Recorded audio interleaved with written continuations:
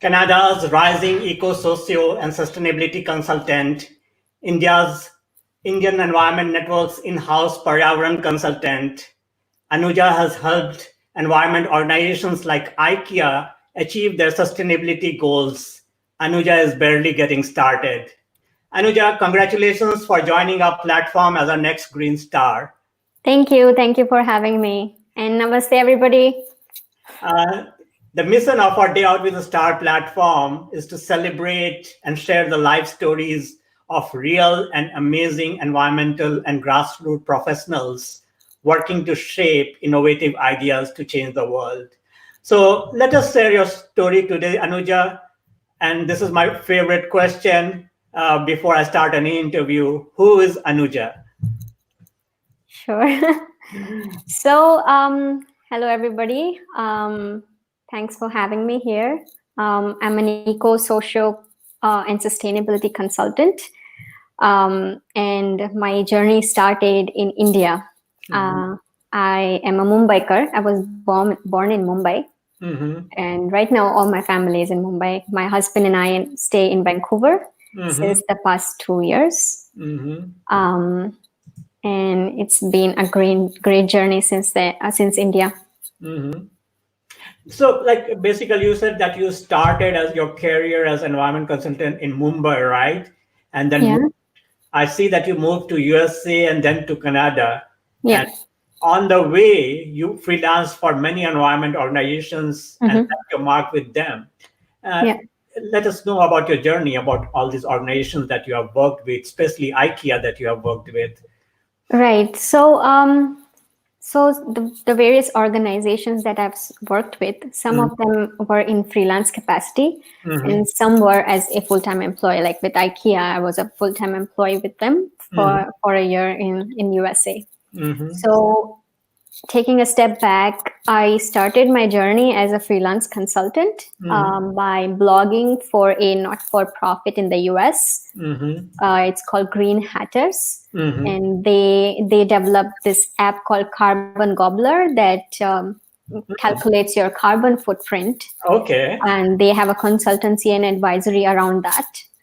So I used to write on environmental awareness and various environmental issues for them. That was right after I finished my master's. So I was really raw and young and, just starting out. Right. And that was a great opportunity for me to start. And later on, I joined a consultancy in Mumbai, an environmental consultancy, Prasad Modak and Associates. Dr. Modak, you've already interviewed him. Right. Platform, you know him. Right. So he's a great person to work with. We did work on really exciting projects. For example, United Nations Environmental Program developed this report called Global Waste Management Outlook in 2015. And we were a part of it. Dr. Modak wrote a chapter on it, and I assisted him with data analysis, interpretation, writing for that report. That's great. And then you moved to USA, right? Exactly. I got married, and my husband was in the US. He studied here in the US, so I joined him, and we were staying in New Jersey. We were there for 2 years, and there I got a chance to work with IKEA as a sustainability developer. Okay, a sustainability developer. So you are an eco-socio sustainability consultant. What does eco-socio means? So I gave it a lot of thought as to what kind of consultant I really want to become. Like my passion is environmental protection, but also human rights. And these two things work side by side. They work together. And you cannot be protecting the environment without protecting the people as well. So that's where the eco-social term comes in. That's why, for example, when I was working as a sustainability developer at IKEA, I handled both their environmental performance as well as their social performance. Because as a corporate citizen, you're not just responsible for protecting the environment, but also responsible for protecting the people around you. Exactly. And it's always said that take care of the people, then environment will take care of itself, right? Exactly. Yeah, it comes to my mind like I did one of the projects uh, Uh-huh. in Gujarat forest, and like it was like a man-animal conflict between humans and animals. Yeah. And our main finding was that if you have to take care of the people there, so we can protect the animals, right? Exactly. Same with the Arya forest in Mumbai. Right. There is a whole community living in that forest Hmm. that they are not touched with. Hmm. The people in Mumbai, for example, are not touched with Hmm. them. Hmm. They don't know them very well. Right. Varli, the Right. Varli community. So it's very intermingled, Mhm. socio and eco. Right. So that's where I come from. Exactly. And that's what, like, again, take an example of IKEA, right? Yeah. So there is a great demand of people who can marry environment with the socioeconomic realities, right? And Right. work for these corporate organizations to address both, right? Right. That's So correct. yeah, so like what encourages you to be a freelance eco-socio and sustainability consultant? So there are multiple reasons. First of all, Uh, I'm not sure if you'll believe this, but I am an introvert. I like staying in. okay. I like nature, but Uh, that's the only thing that like pulls me out of the house. I'll right. go out volunteering. I'll dig some mud and do some plantation. I love doing that. I go out and take some stroll around the park. I would love that, but majority of the times I like to stay in. Right. And there are a lot of environmental and sustainability services that I can provide right from my house. Exactly. So that's where my motivation comes from, and I want to be able to do that Mm-hmm. inside the house as well as outside. Mm-hmm. So that's why I wanted to become a freelance consultant where I can take remote projects. Mm-hmm. I can also help organizations in India while sitting in Canada. And Mm-hmm. I want to be able to give back my knowledge to the country I was born in. Mm-hmm. So this is my chance to do that. That's why I like freelancing. No, that's a great value proposition, and we were talking before this show is like even environmental events, if they are being done at five-star hotels, that's a shame, right? Exactly. I mean, if you can do it all from your house and do some networking here, Right. then why not? Exactly, and like again, this spread of coronavirus, this is so sad, but I it has know. taught us a lesson that Yeah, you can do things virtually, right? Too. exactly. And look at what it's done to the environment. You can see mountains where you were not able to see mountains before in Right. India. So it's really eye-opening. Right, exactly. No, I completely get you on this value proposition. But tell me, what should organizations consider before hiring a sustainable consultant like you? You have the experience of IKEA. Right. Mm-hmm. So when considering a freelance consultant, maybe start with a list of simple tasks that you need help with, Mm-hmm. and see if these tasks can be done remotely by a consultant. Mm-hmm. Then the next step will be if you are ready to hire a remote consultant, a freelancing consultant. Mm-hmm. The next step would be what kind of tasks are these? Are they someone who is right out of college? Are Mm-hmm. these basic level tasks? Mm-hmm. Or does it require medium level expertise? Or do you really need like a really expert consultant Mm-hmm. with many years of experience to work on your projects? So it all depends on what you need, what Mm-hmm. kind of level of expertise you need, Mm-hmm. and then maybe start with a small project Mm-hmm. and see how you're well suited with the consultant. Do you like the skills? Do you like the efforts the consultant puts in? Do you like the communication style? you Mm-hmm. can you can check all of that while doing a small project. And that's why like we created this platform paryavaran.com, where we can have like a range of consultants from the beginners to middle level to the real experts, and every organization needs like at some point of time all those consultants, right? Exactly. Exactly. So I know like a lot of organizations are not just environment organizations. They have other businesses too, and environment is one of their responsibilities, and they Yeah, cannot have like full-time people for that, for every aspect of it. So they can right. come to our platform, paryavaran.com, and hire those kind of consultants, right? Exactly. And you know what? There's another benefit to hiring a consultant that is not a full-time employee. Mhm. It is that consultants are not a part of your internal politics, Right, exactly. and they can help you develop, assist with any changes that you require in your organization, especially sustainability. If you Uh-huh. want everybody to come on board, Mhm. you need them to be unbiased towards you, and with Exactly. an external consultant that's possible. No, I completely get that. This is like totally true for this type of, and sometimes like small nonprofits and everyone who have like real amazing goals, but they cannot Yeah, hire full-time employees, right? yeah, Right. So at that level, they can certainly work with us uh, exactly. through our consultants like you, who can like provide that value proposition, right? Yeah, that's correct.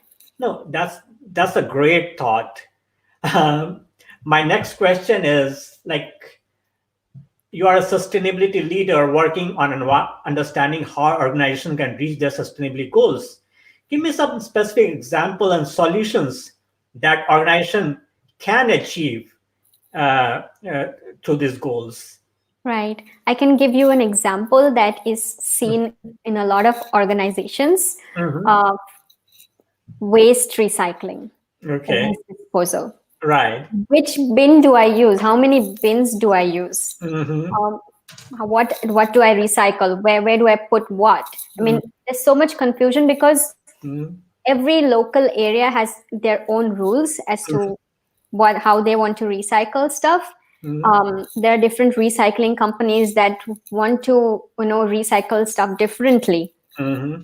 So it's you need a person who can work with that recycling company and work with the people around you to really understand those rules, Hmm. and not to say that you should do this, you should do that's not how it should work. Hmm.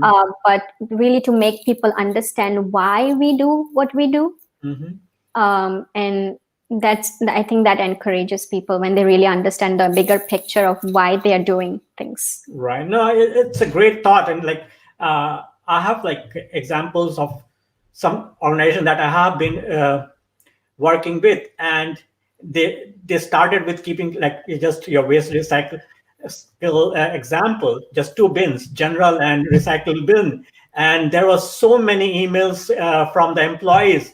Uh, where do I throw this? Where do I throw that? Right. Yeah, yeah, and it continues to be an issue everywhere. If you see in all the corporations, all the organization continues to be. That's why awareness is really important. You Right. can get that. Mhm. You solve a lot of problems around Right, it. and you can just like get an environmental freelancer like one of us, and basically design that message to your employees, right? Yeah, exactly. You can do an audit. To Right. start with an audit, what is the kind of waste you produce, Mm-hmm.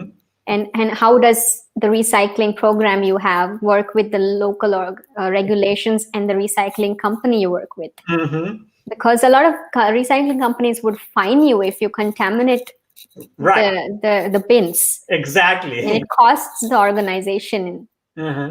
on a monthly basis. No, it's like that's a great example to have. So that's a real value proposition right there. Yeah, and Yeah. and in IKEA we did Mhm. uh, some color coding. We used gamification, for example, Oh wow. when Okay. raising awareness. Like, we used to ask, there used to be quizzes around questions like, how much do you think our recycling company would fine us if Mm-hmm. we were to put something wrong in that bin? And they would guess around like $300, $400, $100, and then we would give out prizes for the person who would give the right answer. Right. Or throwing a paper ball in the right bin, like Mm-hmm. considering you have a banana peel for a paper Mm-hmm. ball. Right. and you ask them to put it in the right bin. If they put it in the organic bin, then they win a prize. Stuff like that. Little games. Exactly. Yeah.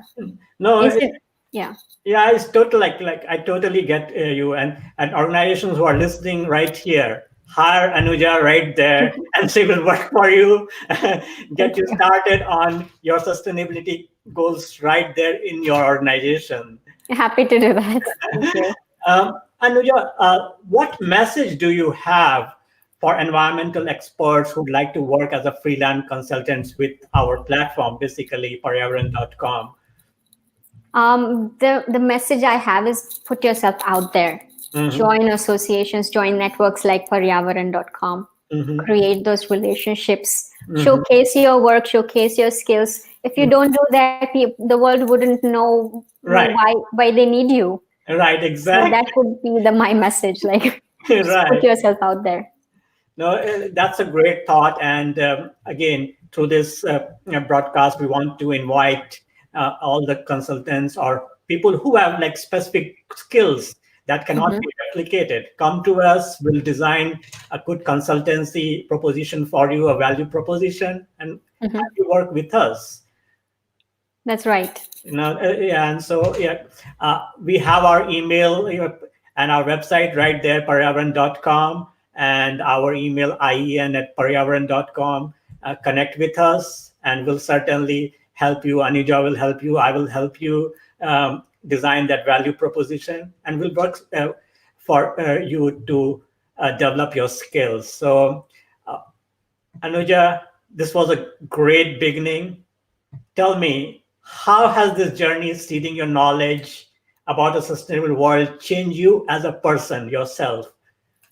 Oh, okay, sure. That's a very deep question, and I've digged in it a lot of times. Like when I was a child, I boycotted firecrackers. Okay. And my first opponents were my cousins. Oh my goodness. Why don't you do that? I'm like, no, it causes pollution. And, but I'm very sure they understand my intentions now. And a lot of times I would, make crafts out of waste material, and my mom would encourage me. You can make gold out of waste. She used to tell me, and I used to feel encouraged. Right. And definitely my school, they used to have programs. They had someone come in one day and talk about ozone layer. And I made my parents buy a CFC-free refrigerator. Okay.